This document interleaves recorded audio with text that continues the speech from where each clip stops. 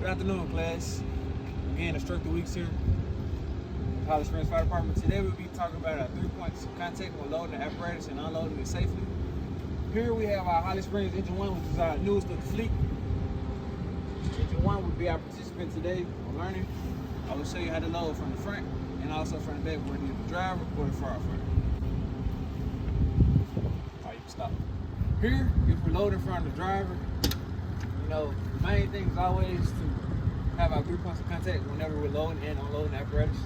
We have the bar, the step, we have the handle here. 3 points of contact, you must be maintained to safely load and unload the apparatus. And before you do it, also make sure everything is stable, which should be including your morning checkout, because you don't want to pull and hurt something by malfunction of the tool that you failed to check. So I'm going to load the apparatus. I have 1 point here, another point here, and my foot. There will be 3 points of contact here. I will safely load the apparatus. Once load the apparatus, first thing first is safety. We're going to always, before we do anything with the engine, rescue whatever truck we may be in, seatbelt is always number one. Remember, everyone must go home at the end of the shift. Safe driving is the best drive. Now we will show you how, if you're a firefighter, show you how to properly load the apparatus in the same manner. Remember, 3 points of contact whenever we do anything when loading the apparatus. 1, 2, 3. Pull ourselves up. Whatever seat you may be, remember, first things first.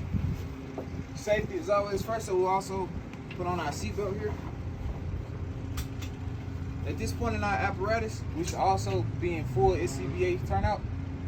Whatever it may be for the car, whether it's going to be the full bottle or not, we want to make sure we also always have everything on. So whenever the apparatus is moving, we're not in an unsecure or an unsafe position.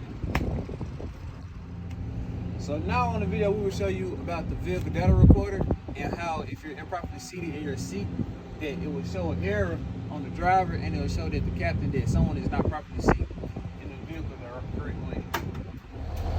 So here, this little black box here, we have our vehicle data recorder. The Holly Springs Fire Department will take integrity and keeping everything manufactured and checked on a daily basis. So once the individual loads the apparatus the correct and safe way, it will notify that you're red. And with the red, that means it's a no-go. That means either the seat is not correctly weighted a person or the seatbelt is not on.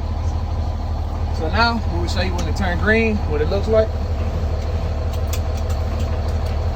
So we have 2 greens and 1 red. That means someone is still not properly buckled in the seat. And in this case, it will be the captain's chair, which is my chair. So once I turn green, that's when everyone is in the seat secure, and also be able to take off the correct way and make sure everyone is properly fastened. So with the unloading of the apparatus, we will do the same thing we done as we loaded the apparatus. Remember, seatbelt. We don't want to have to get out on the scene and still have our seatbelt on. They could be quite embarrassing. Maintain our 3 points of contact at all times. Maintain. And now we've safely unloaded the apparatus. And once we unload the vehicle data recorder, we'll also take you off the seat to show that you're out of your seat. So here, before we unload the apparatus, we see that we have 1 firefighter in the truck that successfully has seated and loaded the right way. So now we will unload the apparatus and we will show that he is unloaded while the truck is still going. And he has successfully got off the truck in a safe and secure manner. This is one of the biggest things to make sure that everyone has got off the exact way that is taught and to be properly trained. This is a very, very important matter, and each firefighter should take pride in doing this. The driver, please make sure everyone is safely secured, because it could be lawsuits and things about that different matter. And guys have different ways of hiding and tricking the ways to seat without the thing going on. So in this video, we've talked about the safely loading and unloading of the apparatus. We talked about the different things to look for in the apparatus on the different pull bars.